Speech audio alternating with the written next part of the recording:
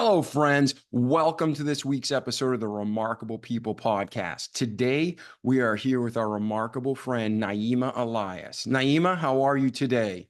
I'm fantastic. How are you, David? Man, I'm remarkable. And I am super pumped to be here with you and our audience. And some listeners have been with us for 5 years, 300 plus episodes. Some listeners, this is their first episode they've ever heard of the Remarkable People podcast. Now, they know that the show is all about growth and glorifying God.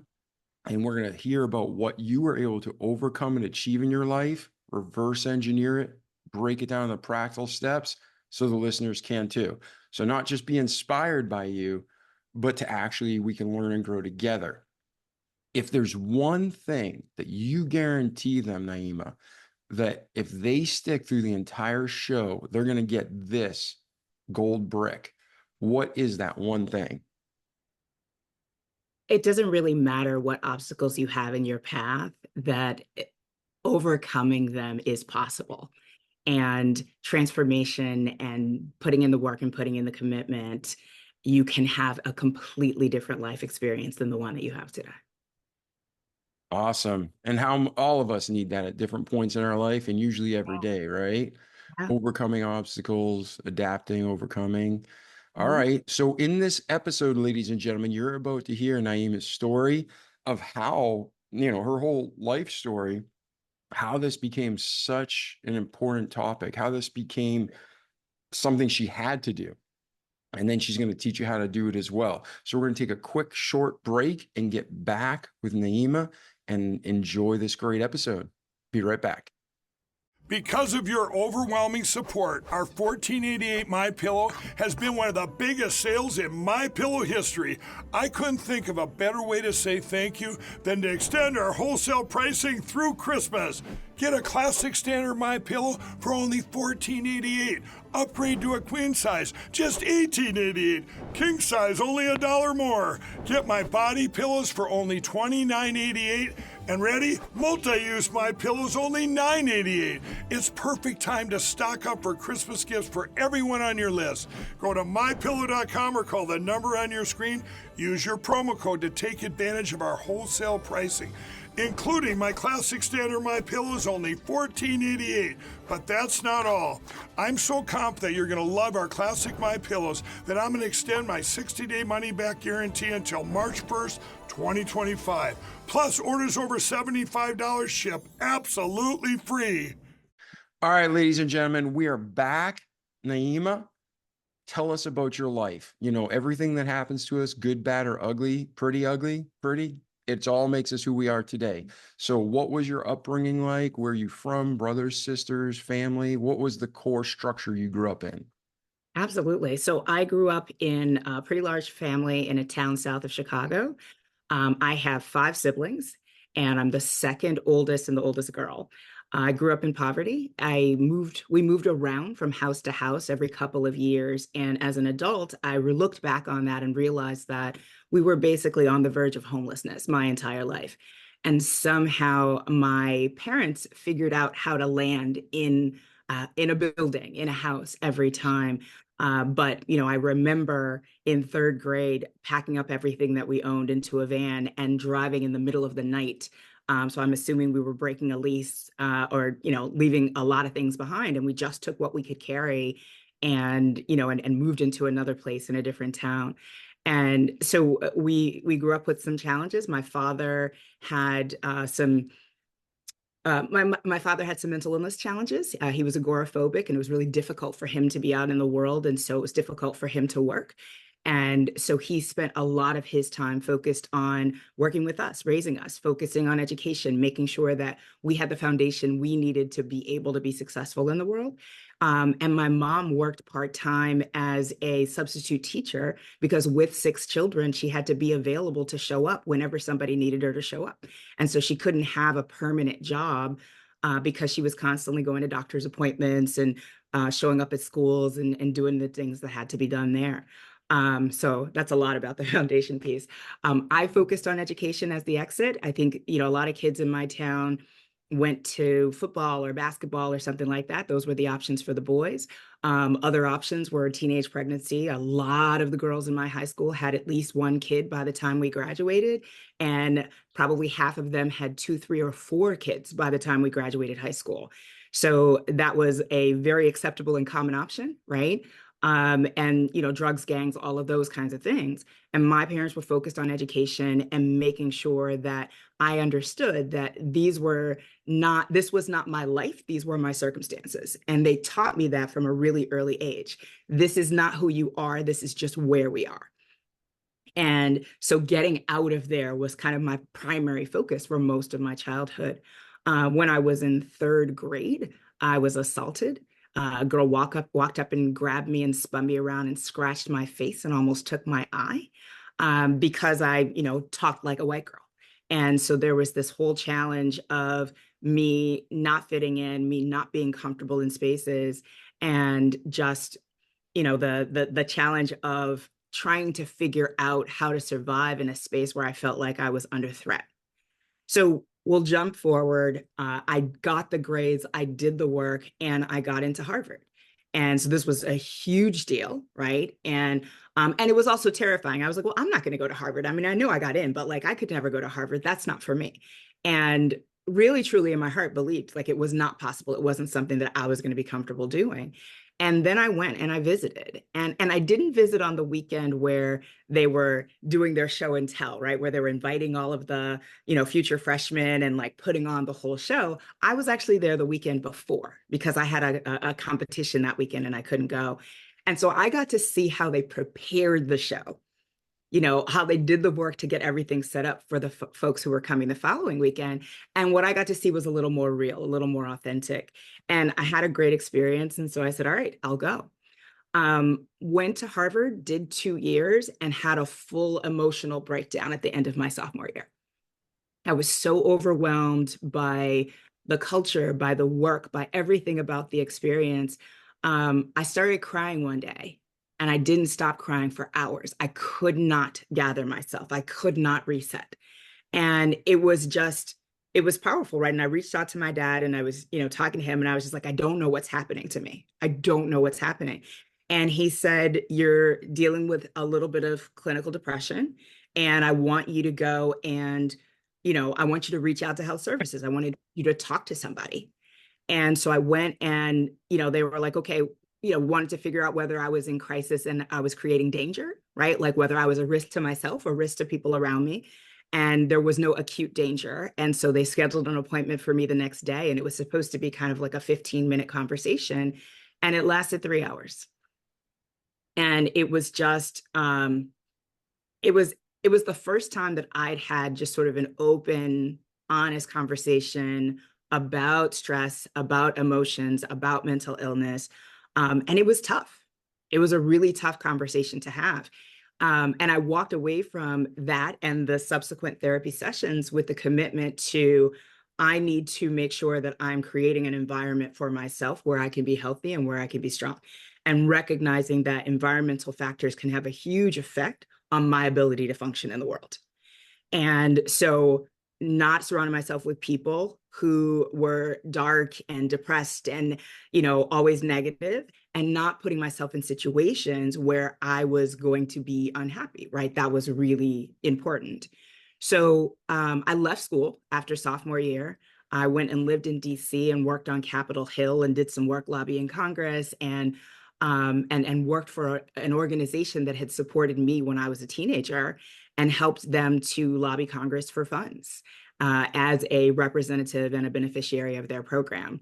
And then I was able to go back to school with a reset and finish up my last couple of years and graduate with a little more calm and a lot more confidence. So now I'm graduating and all of my friends are going off to be investment bankers and consultants. And I didn't know what any of that was because I grew up in the projects and like those things aren't real. And so I'm stepping out into the world with no plan. But I had been acting. I had been an actress my whole life. And so I decided I was going to keep doing acting gigs, and I took a day job as an executive assistant.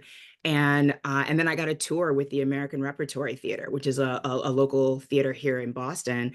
And I got to tour with them for a year and a half as a puppeteer. And this was, again, a confidence boosting experience, because the fact that I got the part and I was an understudy for some of the significant female roles. And so it emboldened me and made me realize this was something I could do. This was something I was capable of. So I spent the next few years of my life as an executive assistant by day and an actress by night, and helped to build a small theater company, did a lot of lead roles, got a lot of really great attention.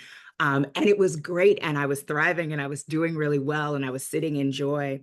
And then I got my first stalker, and I had to have stalker training.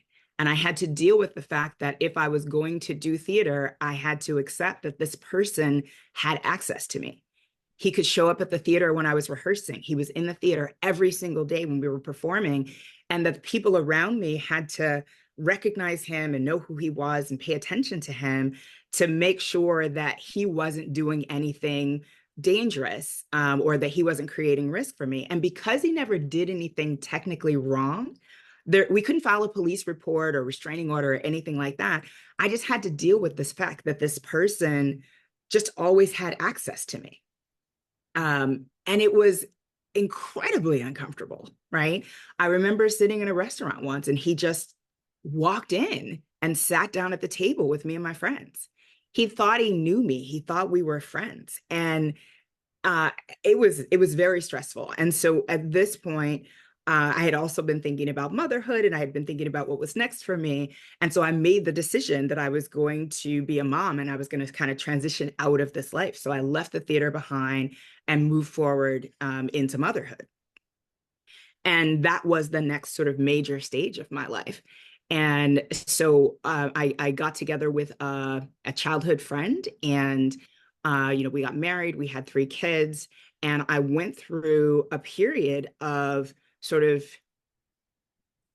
increasing insecurity, increasing discomfort, and quickly becoming a shell of myself, with this idea that I had to create space for him, and he didn't create space for himself. Like, the way he created that space was to diminish me and to silence me. And so, he would say things like, you think you're so smart, you think you're better than everybody else, you think you're so great. And so I was constantly getting these messages that I was worthless, from the person who was supposed to be my partner. And so now we're going through, I've got kids. I'm, pregnant and nursing for 6 years straight, for 3 kids. And in the midst of all of this, I'm being told that I'm nothing. I'm being told that I'm not good enough. I'm not so smart. I'm not so great. You think you're all this, but you're not so great. And I kept getting those messages, and I couldn't pull out of it. Right. And so, when I got to the point where I felt like, this is not sustainable, this is not the life that I want. I got to the point where I was on vacation with my extended family, my siblings, all of their kids, my mom, my husband, our kids, and all of that. And I found myself standing on a balcony on this really, really beautiful rainy afternoon, looking out over the trees, and the rain was just really lightly falling, and it was beautiful. And I remember it smelled beautiful and it looked beautiful. And I remember the thought that I wanted to fly. And really in that moment, knowing that I could fly. And I got closer and closer to that edge, and something in the back of my head was like, stop, stop, stop, stop, stop, stop, stop. Don't go any further. And I stepped back from the window and realized that that moment could have been the end of my life. Right? Like that was the moment. Yeah. And, and I stepped back from it. And I went and I told my husband, and he said, "What the hell is wrong with you? Are you crazy or something?" So obviously not the conversation I needed in that moment, and I went and I talked to my sister, and my sister said, "No, you're not allowed to do that. You're not allowed to think that you're alone. You're not allowed to think that you are out here doing this without any support and without anybody. Like, you need to call me. You need to call me for little things. You need to call me for big things. You need to call me for whatever else is going on. You are not doing this by yourself." And so that was, that was a moment. And then, eventually I did, get divorced and kind of move on from there. And now I'm restarting my life with a 2, 4, and 6-year old as a single mom. And so I moved back to Boston. We had moved back to the Midwest at that point. I moved back to Boston, and I started my first job in finance as an executive assistant, and had the realization that I have to get serious about my life. I have to get serious about my finances. I have to be really intentional about being able to provide for my children because I am on my own now, you know? And so at this point, I started being intentional about building my career. I was working in a research office, and my boss asked me to do some public speaking training for the introverted researchers.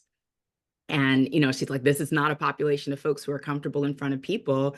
Use your acting training and help them to, help them to be better. And so this is the first time that I ever intentionally created any training for anyone. But I worked with this amazing group of just, brilliant neurodivergent introverts, right? And helped them to get more comfortable standing in front of a room, standing in front of an audience. And it was really effective and it was really fun. I enjoyed it. And so that kind of expanded, and other folks in the organization started asking me to come in and have conversations and work with their folks and do different trainings. And so as I moved through the organization, as I said, I decided it was time to build my career. So I started moving around and trying on different functions. And I rose through the corporate ladder over the course of 10 years from an executive assistant into a role of managing director. And during this time, I did a lot of training and development for the people around me. I helped people to learn how to climb the corporate ladder. I helped people to learn kind of how to navigate that career experience. At the same time, I'm raising 3 kids. I had moved my mom here. I retired her and hired her to be our nanny. And, she helped with the concept of raising independent and responsible children. And so this is another really important focus point for me. I think you've got a lot of kids. So Gen X, I have this T-shirt that says, Gen X raised on hose water and neglect, right? We ran the world freely, right? Like we spent a lot of time just kind of on our own doing and exploring and having this amazing experience, but we were very unparented, right? And I think a lot of us grew up and wanted to give our kids kind of the opposite experience. We wanted them to have what we didn't have. And what we didn't have was parents who were paying attention to us all the time. And so now we have this next generation of kids whose parents have just stared at them 24 hours a day, every single day, right? They go to every practice, they stay the whole time. And I'm like, well, if I take my kid to practice, somebody else is in charge of them. I'm going to go get some other stuff done, right? But the parents who are with their kids, watching their kids, engaged in every second of their kids' lives. And the problem with that, the challenge is that you may teach your kids morals and values, you may teach them responsibility, but if they never have an opportunity to practice it, then they don't know what they would do when the opportunity comes for them to step out into the world and to do something. So, my kids were walking to school on their own when my daughter was in 1st grade and the boys were in, 3rd and 4th. And they, they started taking the public transportation, the subway, on their own without an adult when they were 6, 8, and 10. And so they really learned independence from an early age. I don't drive, so they've been riding buses and trains since they were born. And so they learned how to navigate the world on their own. They started cooking for each one of them by the time they were 10. They started doing laundry by the time they were 9. And so I had, all of these ideas around how they could help to run our household, how we could collectively build our society and not have it be a space where like, this is mom's house. Mom's responsible for all the things, and we just get to show up and exist here, right? So the concept of society, the concept of community within our home, and then that extends to, the folks that you bring into our home. And so I made it very clear to them early, right? I'm not a big fan of kids. I think a lot of kids, they're not respectful. They don't know how to follow rules. And I'm not, I don't need robots, but I do need respectful people in my space. And so I told them young, I want you to be intentional about who you bring into my house because your friends should not create stress or frustration for me. And so they've been really intentional their entire lives about cultivating social circles of people who would come into our space and who would be welcome and who would fit in our space. And not because they were the same as my kids or they did all the same things. I mean, they took a lot of their friends on the subway for the very first time because they had never been. They took a lot of their friends into Boston from our suburb for the first time because they hadn't gone, with their parents. They had always been in our suburb. And so they were able to create really cool experiences for their friends because the friends knew how to manage themselves, how to comport themselves. And I felt safe that there wouldn't be risk, when they went out into the world with these kids. So now my kids are, where are we now? 15, 17, 15, 18, and 19. My middle child just turned 18, 15, 18, and 19. Congrats. Thank you. My oldest is a sophomore at a university in the UK, studying animation and illustration. My second is applying right now for universities in Tokyo to study psychology. And my daughter is a fashion designer, and she's been making clothes since she was about 7. And she's a sophomore in high school right now. And she's talking about going to either Seoul, Korea, or Amsterdam for her university to study fashion. So we've had this incredible experience of independence. I want them to go and see other parts of the world so that they can have a bigger perspective and then choose, like, where do we want to be, who do we want to be, and how do we want to show up in the world. And the button on my story is I grew at State Street for 13 years. I had incredible experiences, learned a lot of really cool things over the course of my time there. And I trained 4,500 people outside of my day job, just as work that I did because it brought me joy and because I saw the value in helping people to make choices that were intentional about their careers.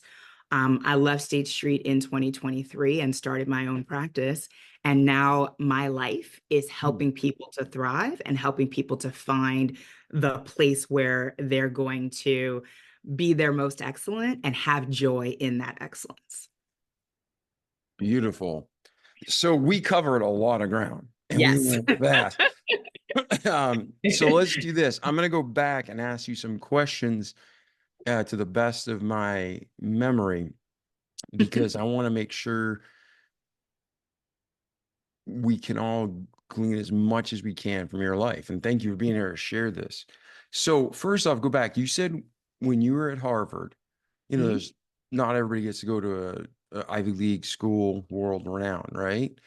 When you were there and you're there for 2 years, all colleges pressure, all universities are pressure and stress, and it's a change, unless you go to a state party school, right? Like UMass. But the thing is, it's just like most good quality educations are tough.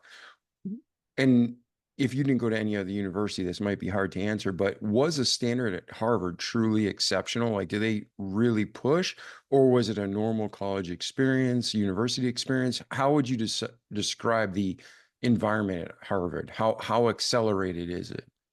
I think the standard is really high. And it's partially high because of the expectations that the university has, but it's also high because of the expectations that we have for ourselves, right?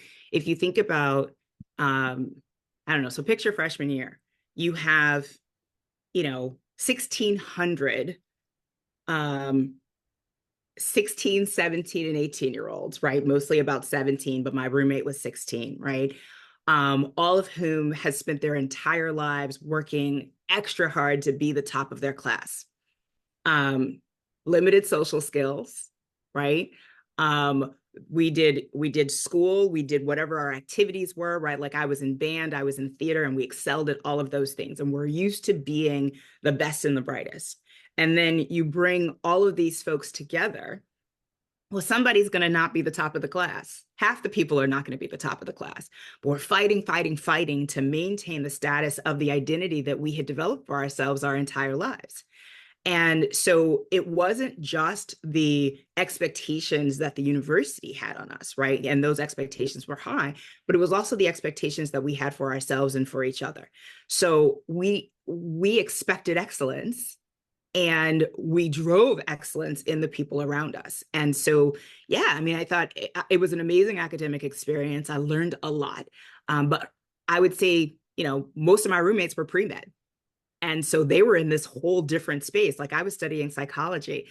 These students were studying like organic chemistry and like these like really high level biology classes and all of these things. And the stress level, all of the writing that you had to do, right? Like I had to do a 40-page, basically mini thesis my sophomore year. And I ended up in the hospital, and so it's like the stress that you put on yourself. I put so much stress on myself that I ended up having like panic pains, and they thought I was having a heart attack. Mm. And so whole dramatic thing where they, fire trucks and ambulances show up at my building. And I'm mortified because I'm like, I have to come out of the dorm and all this is happening. So yes, I think it was an incredible experience of excellence, and the expectation, external and internal, pushed us to the limits. It pushed us to our highest capabilities. Okay, yeah. And then you did answer another question I had is what did you study, which you said psychology. Yeah. And then when you were in that second year Mhm. and you had that, I don't know, breakdown or, Yeah. I'd call it, for me, same thing. I've had a moment where I broke down, right?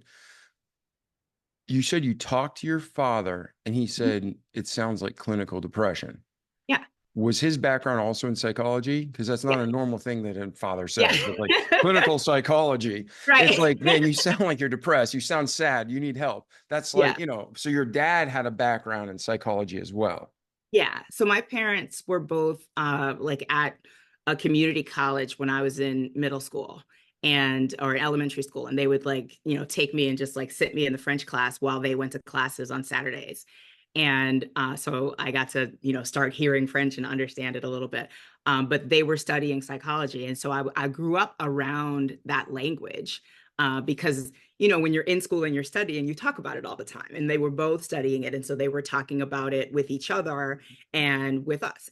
And, and trying different things, right? Like they were both interested in child development. And so, they were trying the things that they were learning, in their classes around us and our education. And, there are 6 of us, and we all left that environment and went to college and spread our wings and went out and did other things in the world. And so they got something right? Because a lot of kids in those communities don't get out. A lot of kids in those communities, like they don't figure out how to be able to build a life for themselves that's different from the struggles that they grew up with.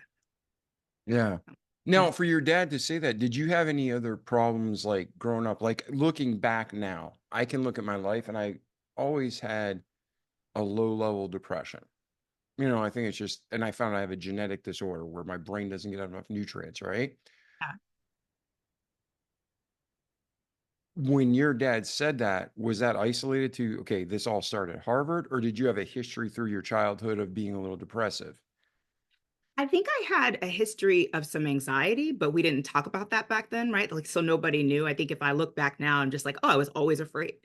I was always afraid. So I probably was dealing with some low level anxiety for most of my childhood, but I wouldn't say that depression was an issue for me up until that point.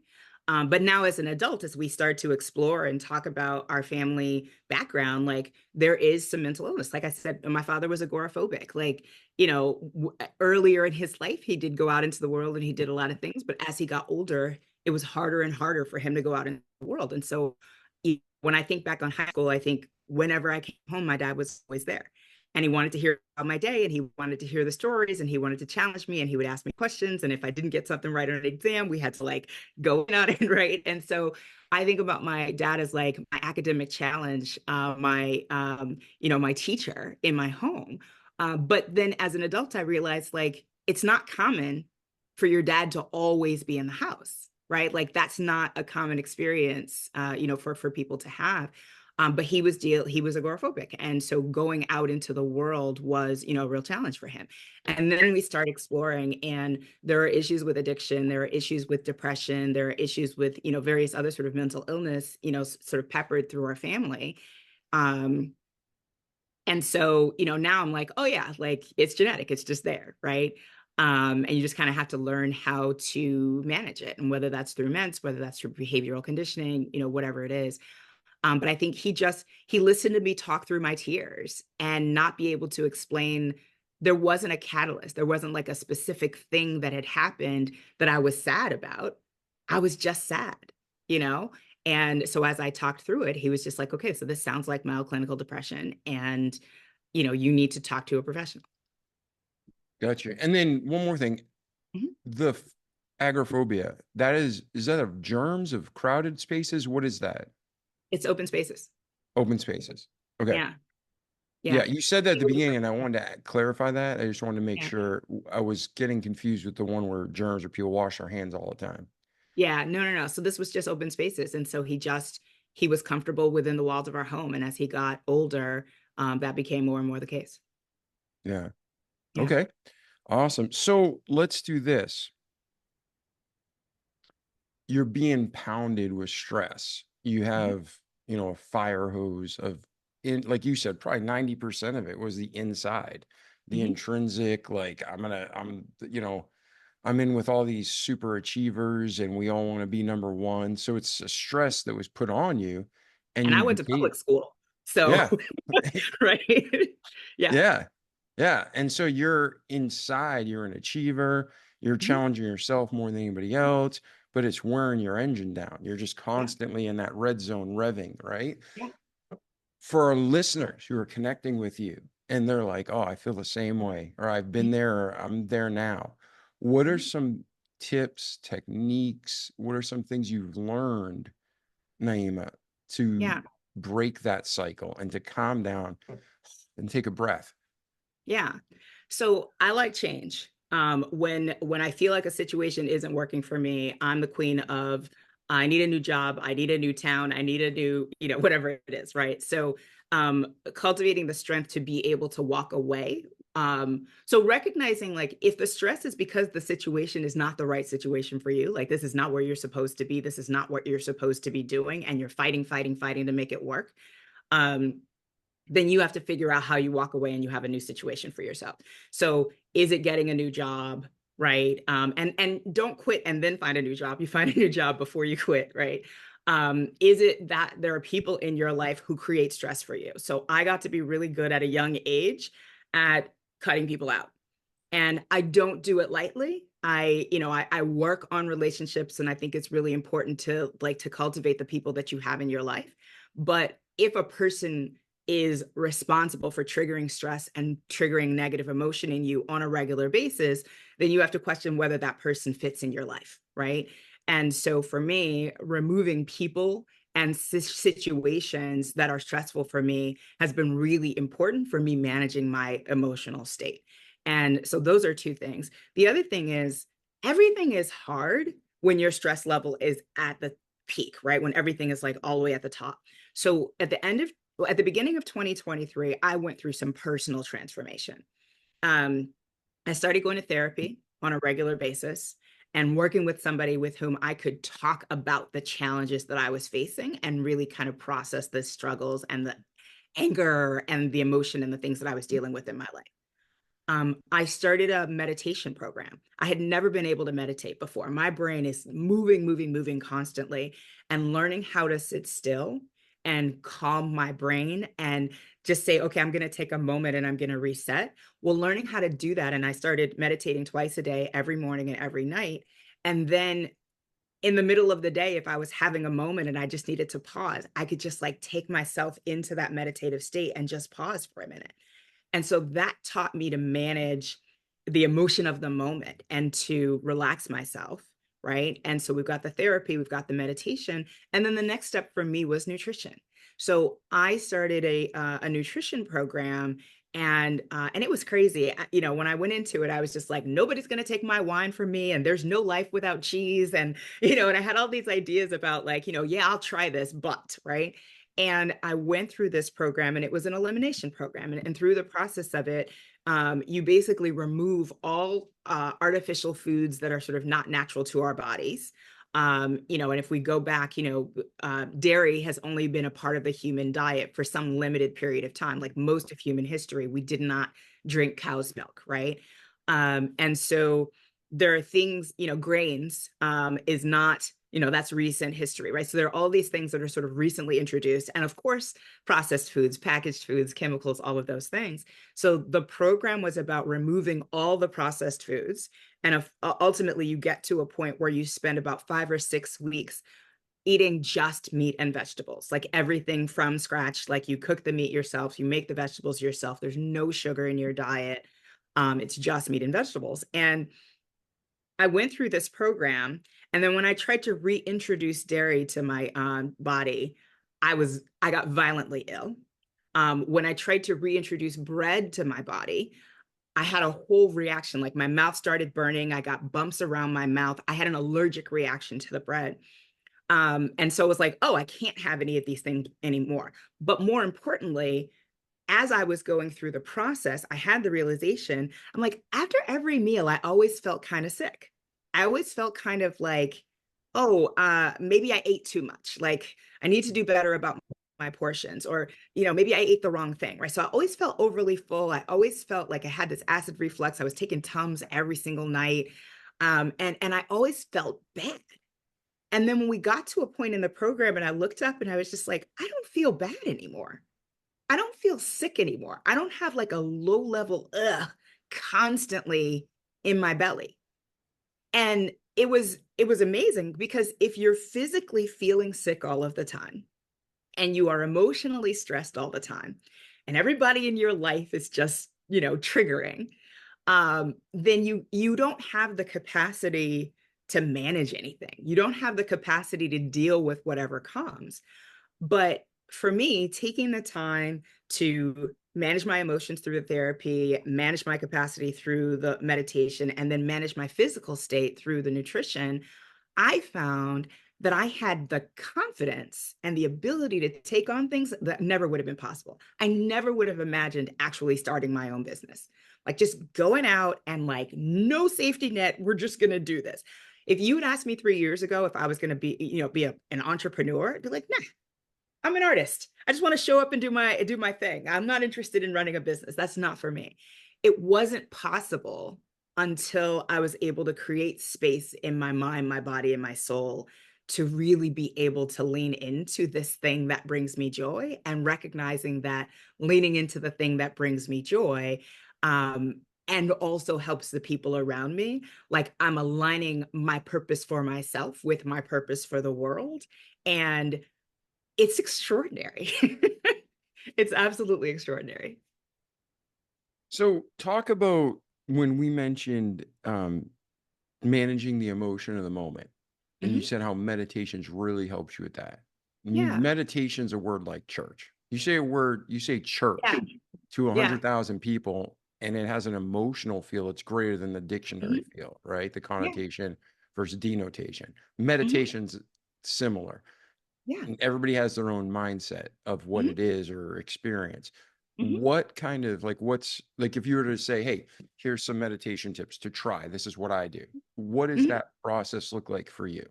So if you go to church, you have moments where you're sitting and the pastor or the minister or whoever your leader is, they're speaking about the word, they're sharing a message, and they start to talk about it. And you have a moment where it hits you and you feel elevated, right? You feel like they're speaking directly to you, and you have a private moment with that leader where you feel transported, right? And you're outside of your body. You're outside of all of the things that are happening or have happened in your life. You are in the moment with the word, right? That's what meditation is for me. So part of it is, it's hard to just clear your mind, right? When I talk about the message, you're focused on the word. You're not focused on silence. You're focused on the word. You're focused on what that does to you and for you. So I believe in mantras, right? And your mantra might be a prayer. It might be, a statement of any kind, right? But sitting and pausing in a moment, having some sort of musical sound, like I have a meditation app, right? So I'll put a meditation sound on it. It might be sound bowls. It might be just, really cool sort of, oboe sounds or something. But I like soft. I like, no melody, just like soft sounds. And that helps to kind of soothe my brain. And then whatever the word is that I'm focused on, right? And so I have, various different ones that I do, but focusing on that mantra, focusing on that phrase that helps to center you and help you to be where you want to be in that moment, right? And so I am a huge fan of guided meditations. And so you can, there's the Balance app, there's the Calm app. Mind Valley has a ton of them. And so you find the meditation that works for the moment that you're in right now. So for me, I can pull up the app and I can say, I need something for focus. I need something for stress. And then I can do a 4-minute meditation or I can do a 25-minute meditation, right? You pick which one you want. And if I'm in the middle of the day and I'm just trying to get through some stuff, I might pick a 4-minute meditation, put my earbuds in because it silences the sounds around me, and listen to that person's voice and focus on their voice and where it takes me, and just center for a moment on where they are taking me, right? And so if they're saying to me, like I have one that I absolutely love, and it's called, you are exactly where you're supposed to be. And I did this meditation for the first time. I woke up one morning and I had sent out all of these emails. It was very early in my business. And I was just like, okay, when I wake up, I'm going to have like 60 responses of people who are going to be like ready and who want to work with me. And I'm all excited. I had one email. And it was from a friend saying, oh, I'm so proud of you. It was not business. And I was like, I did, and I was frustrated. And so I pulled up the app and I just kind of scanned through and I found you're exactly where you're supposed to be right now. And it was maybe a 10-minute meditation. And I laid back and I just listened. And, she talked about how you are not in control of the world. You are not in control of what other people are doing. They are doing what they are supposed to be doing right now. And you are doing what you are supposed to be doing right now. And when the time comes for you to move into that next part of yourself, you will be ready to move into that next part of yourself. But there is no value in carrying emotion right now about how other people are behaving. You are exactly where you are supposed to be right now. And it was it was a message for me in that moment to just breathe. And I don't remember all of the language of the meditation, but I remember the first time I did it, when I finished, I sat up and I was filled with joy, right? I had reset my energy because I had just woken up, right? I was getting ready to go into the day with God, right? And I had reset my energy and I was walking into my day with joy. Like everything that is going to happen today is what is supposed to happen today. And I'm just going to move with that. And so when you're thinking about how do you step into meditation, I think the first foray is really focused on that guided meditation, right? Like having a voice that is kind of talking you through. And if faith is what drives you, then finding meditations that are prayers, right? That is language that is going to speak to your spirit and speak to your soul and help you to find your center. And being able to do that quickly, being able to move into that quickly when you're having, when your stress levels are getting particularly high. Excellent. And then leaning into the joy. So now you are meditating and you're pushing out 1,000 thoughts and focusing on one track. Yeah. And it's bringing you like calmness. And Yeah. you talked about earlier leaning into the joy. Talk Mhm. about what you define joy. As dumb as that sounds, like, I mean, Yeah. obviously the joy of the Lord, right? But Yeah. when you're saying you're finding your joy, you're experiencing at the end of your meditation and then leaning into it. Talk about that and how you practically do it so you can exponentially grow that good feeling instead of the stress. Yeah. So I come out of the meditation and I'm like, okay, like this is where I'm supposed to be. And so then I go and, I make my green smoothie for the day. And I know that I'm putting things in my body that are going to make my body feel good. And I'm just like, okay, like I feel good and I want to stay feeling good. So I'm not going to walk into the kitchen and have a donut, right? Because I want to continue to feel good. So I'm going to make a decision that's going to make me feel good. I'm going to grab my water and making sure that that I'm staying hydrated, right? So I'm being intentional about what I'm putting in my body. I might go and send an email and reach out to somebody, or text and reach out to somebody in my moment of joy and share it, spread it, right? Send some joy out into the world because it amplifies itself when you're sending you're sending that joy to your friends and the people that you care about, right? And then when you have an interaction with somebody who is not sitting in their joy, with somebody who is leaning into their stress, leaning into their negativity, you don't have to join them. And that's a really big deal, right? You don't have to challenge them or change them, right? Like there are people who they have these this sort of stressful energy sometimes. They have this energy that they are, this is who they are and how they operate in the world, but you don't have to join them, right? You can listen and nod and just kind of, breathe through it. And, if there's a point where you can step in and give them some helpful guidance or something like that, you can do that. But being intentional about, I'm not going to join people in their negativity. I'm not going to join people in the emotion that takes me away from the space where I want to be right now. Beautiful. And Yeah. when you talked about the elimination diet, a lot of people, seriously, we're brainwashed all over the world, but especially in America. Mhm. The dietary, our FDA, it's Yeah. corrupt as can be. They Yeah. recently said cereal is healthier than steak. I mean, how absurd is that? Those, I mean, I'm sorry, those people need to be beat like piñatas. That It's is ridiculous. making people sick for profit. Yeah. It's Yeah. ridiculous. It's like saying drink acid, but water's bad. Right. That's how ridiculous their Agree. advice is. Mhm. And all this crap with masks and vaccines and stuff. And if you want to get a vaccine, get a vaccine, but don't make people get a vaccine, especially where it's not tested, proven, and there's more evidence to show it causes harm than good, right? So when you're talking about elimination diet and being sick and getting better, I had, I was critically ill twice in my life, but one of the times they're like, "Hey, we need to put you on an elimination diet to figure out if there's something causing issues," right? Mhm. Did you ever do like the doctor did not advise us, and I'm not saying I advise it, but it's what I did to accelerate the process? Because how long did your the elimination diet? It's basically you take everything out and you live off like rice and like you said, maybe one meat or something, and you keep So introducing food over weeks. Is that the 5 one you weeks, did? right? So what we did was it's sort of 5 weeks of eliminating things, right? Yes. And then it's about 5 weeks of living on meat and vegetables only. So no rice, no potatoes, no starches at all, no fruit, no sugar. It's literally just, and I only eat chicken and fish, right? I was only eating fish for years and I added chicken back in because I was like, well, I need something else, right? So chicken, fish, and vegetables. So I had salads, I had vegetable stir fries. And this is what I lived on for the 5 weeks of that program. And then the decision to reintroduce things was my choice, right? So, I go through seasons where I'm eating fruit. I go through seasons where I'm eating a lot more sort of root vegetables and things like that. But mainly, I eat chicken, fish, and vegetables.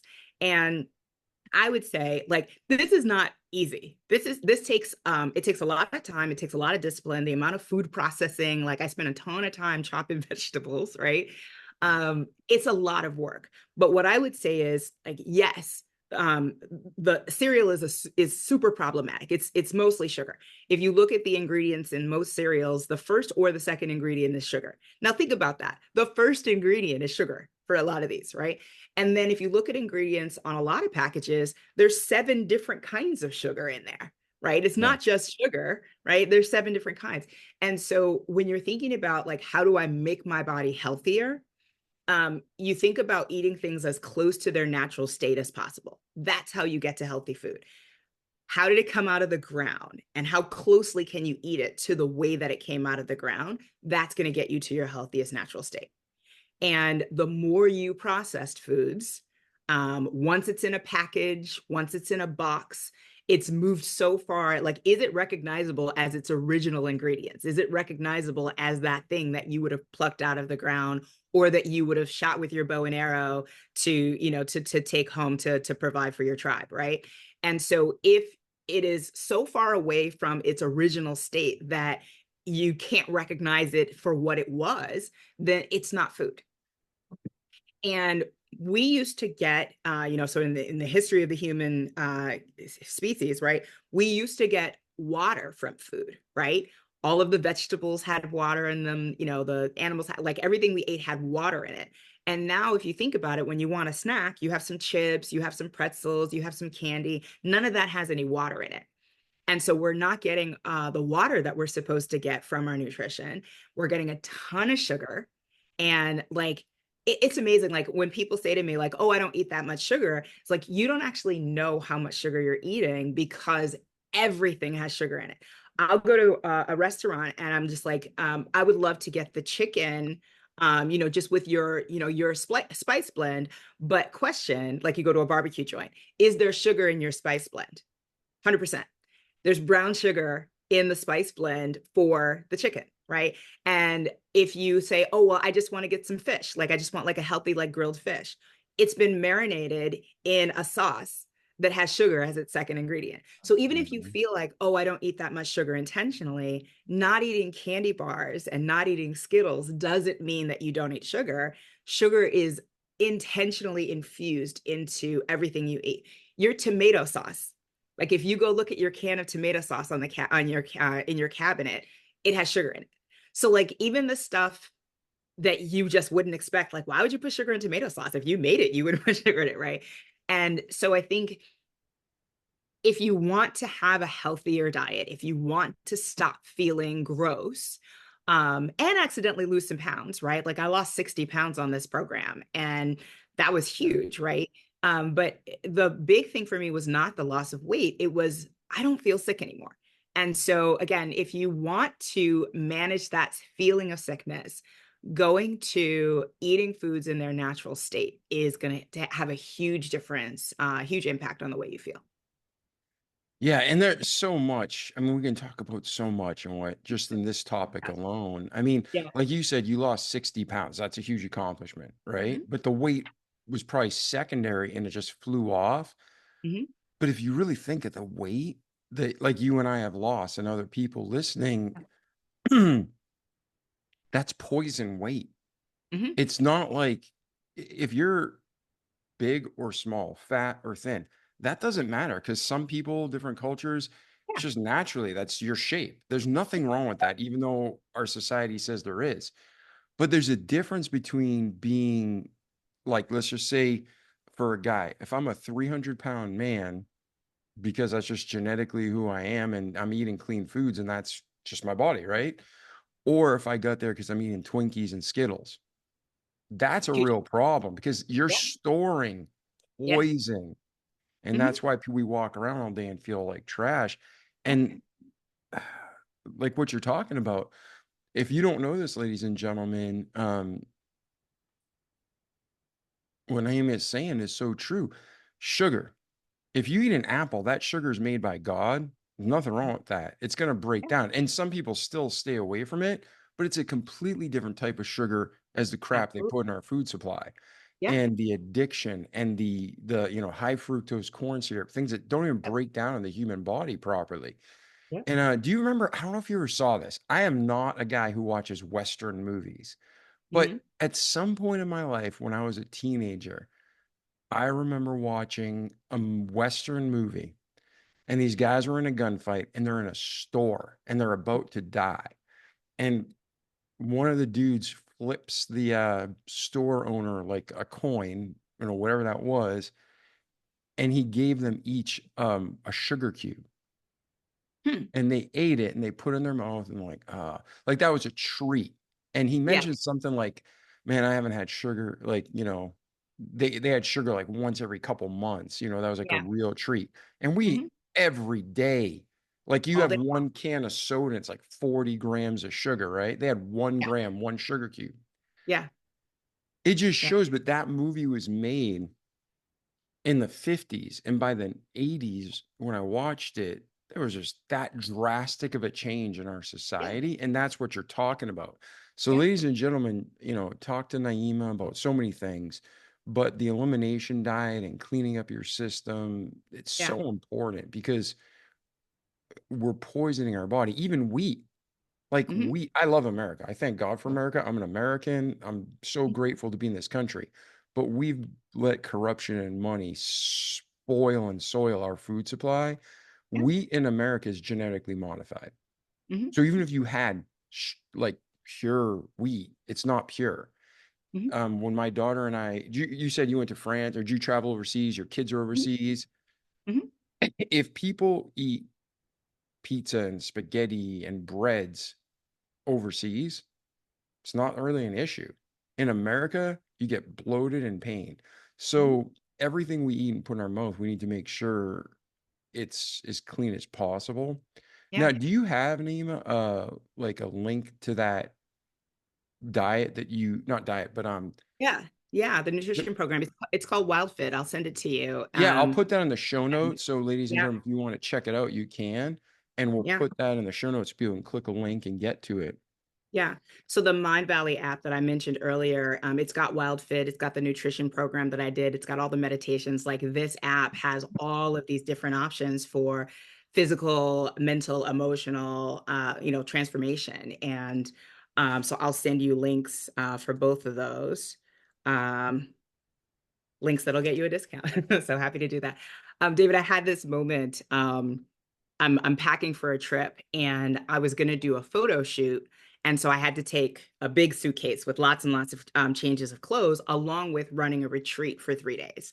So I had to have business clothes, I had to have costumes, right? And the weight limit for the suitcase is 50 pounds. And so I got it to like 48. And I was like, okay, this is good. And I lifted the suitcase and I had this moment and I'm just like, this is really heavy. This is a really heavy suitcase. I've lost more than this weight in the last year. I was just carrying it around with me every single day, right?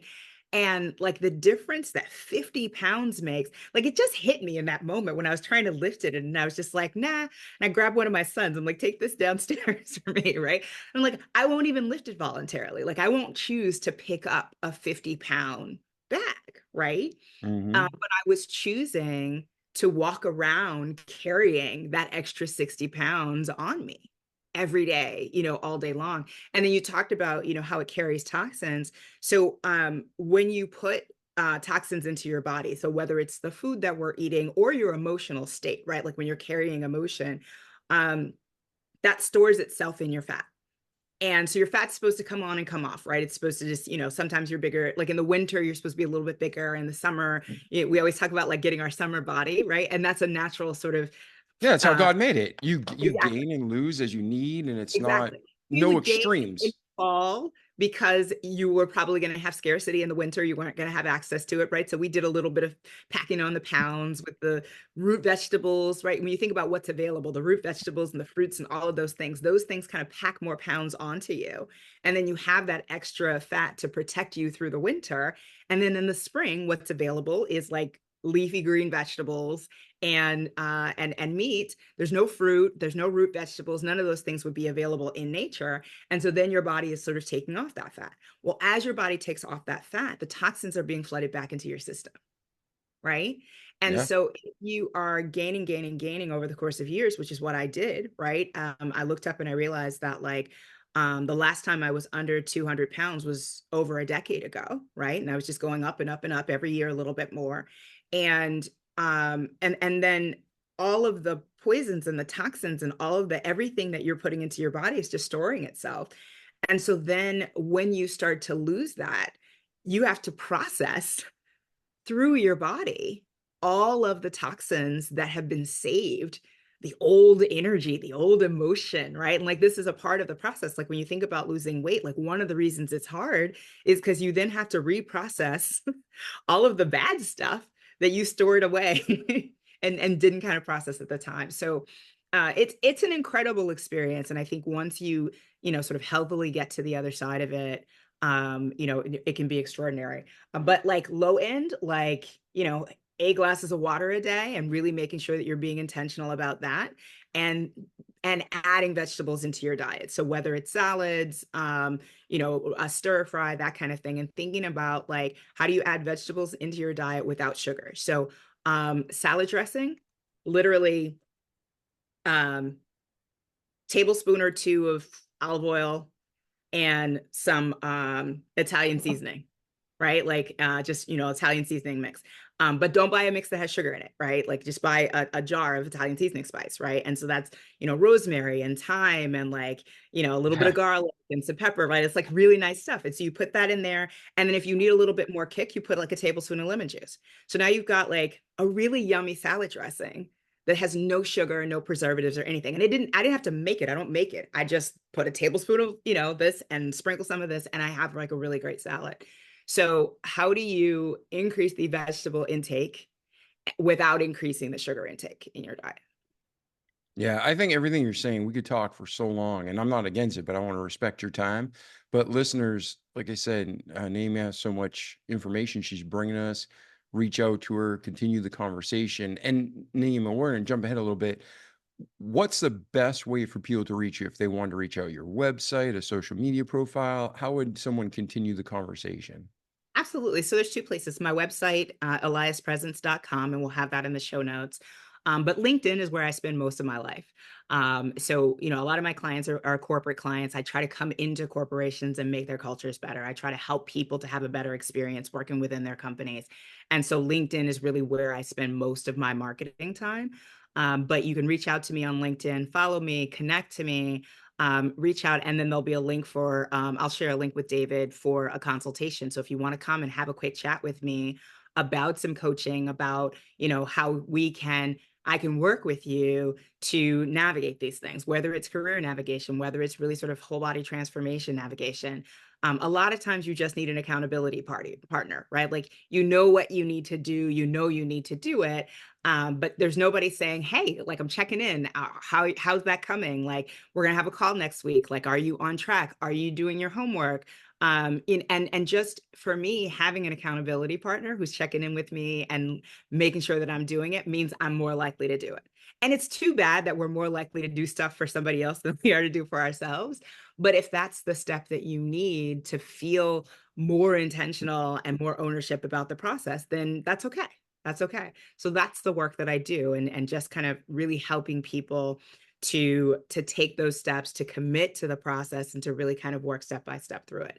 So yes, my website, eliaspresence.com, LinkedIn, Naeemah Elias, and all of that will be in the show notes. And I'd love to hear from you, and I'd love to have these conversations, because it brings me joy to be able to help other people to find their spaces of joy. That's my calling, and I always said, I'm the person behind the person, right? As a kid, I was like, I don't want to be the president. I want to be the person who inspires the president, right? And so the mission for my life is being the person behind the person and helping you to find your greatness. Beautiful. Now, between your birth and today, Naeemah, is Mhm. there anything we missed that you want to cover, or a closing thought you want to leave our audience with? Because I do have one more question for you, but is there anything we missed in your story that you're like, no, this is significant, I want to cover, I want to share this with your community?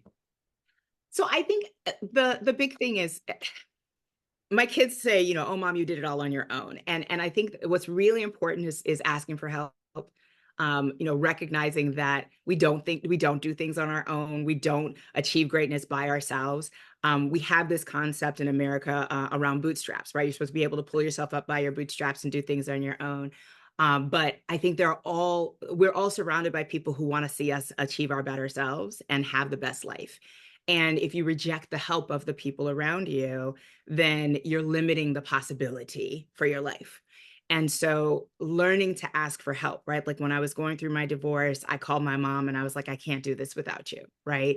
And she came and she helped me with the kids, right? When I was in my moment where it was time for my life to end, right? Like, it was time. I reached out to my sister, and she and I had some really important heart to hearts that kind of helped me to choose life, right? I needed her support to choose life in that moment, right? And at various different points in our lives, we need a lifeline. We need somebody to help us to choose our greatness and not to give up. And so learning to lean into that, learning to ask for that help when you need it, learning to say, I'm not okay.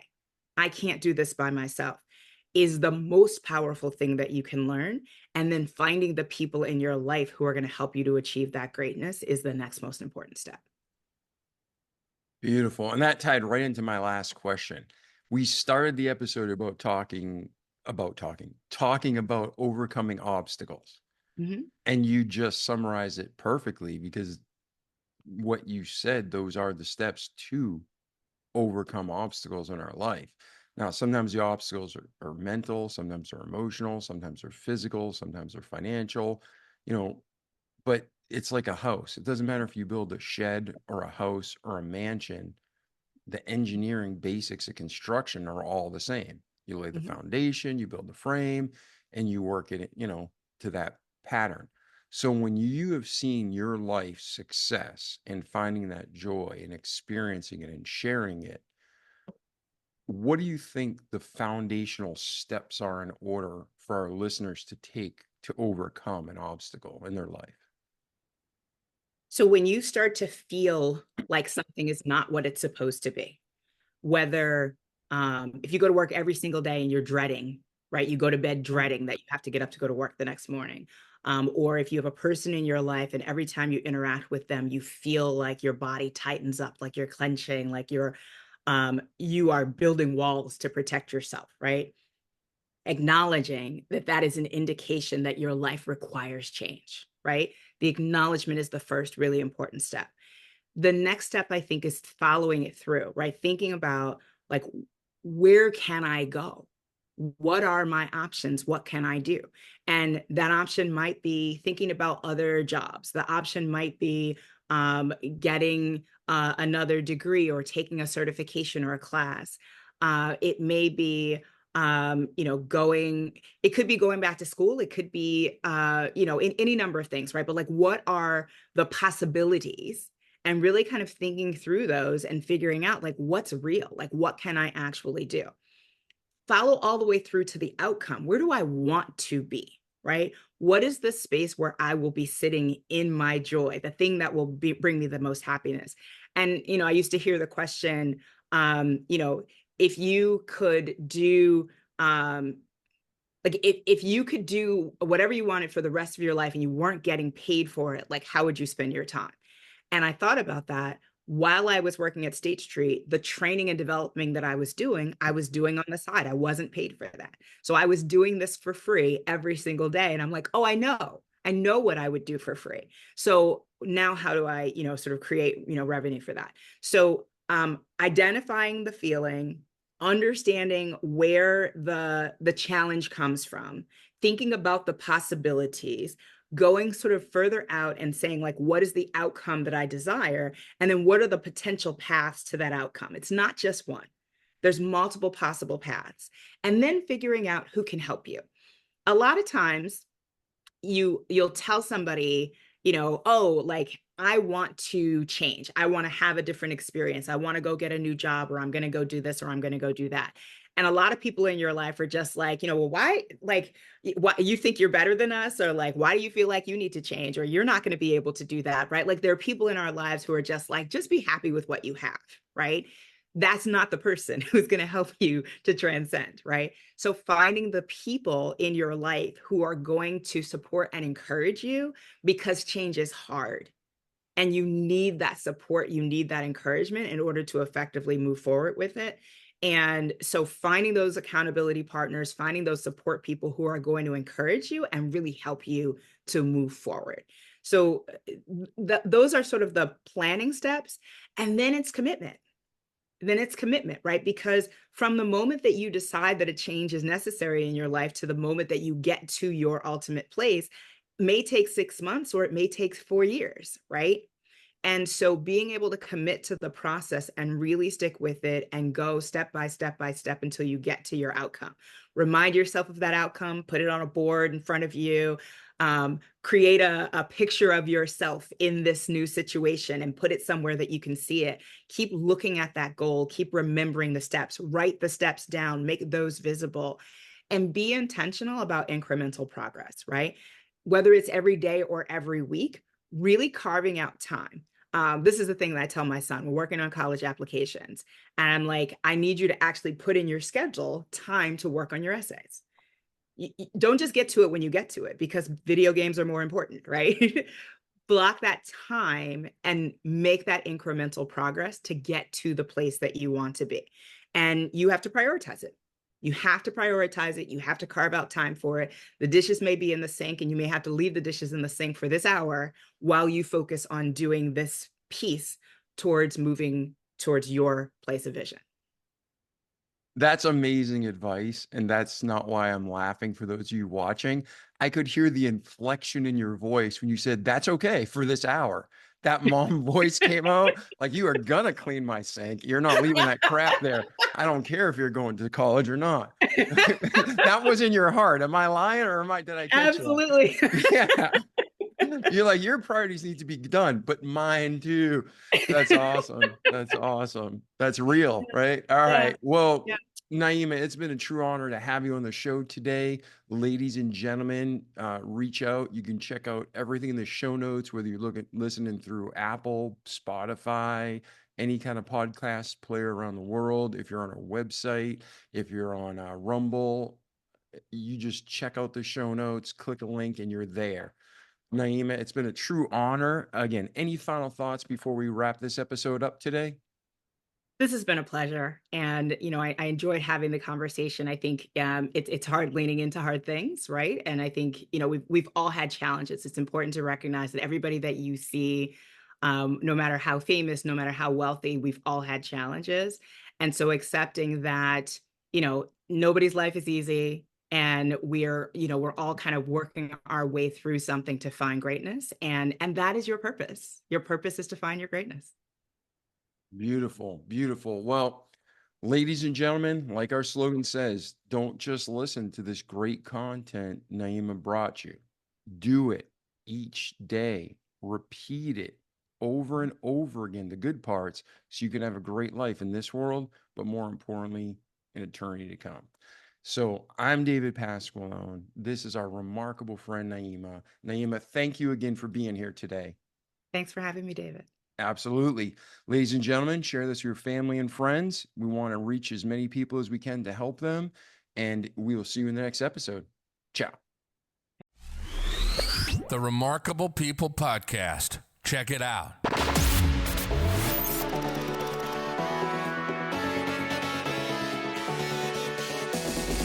The Remarkable People Podcast.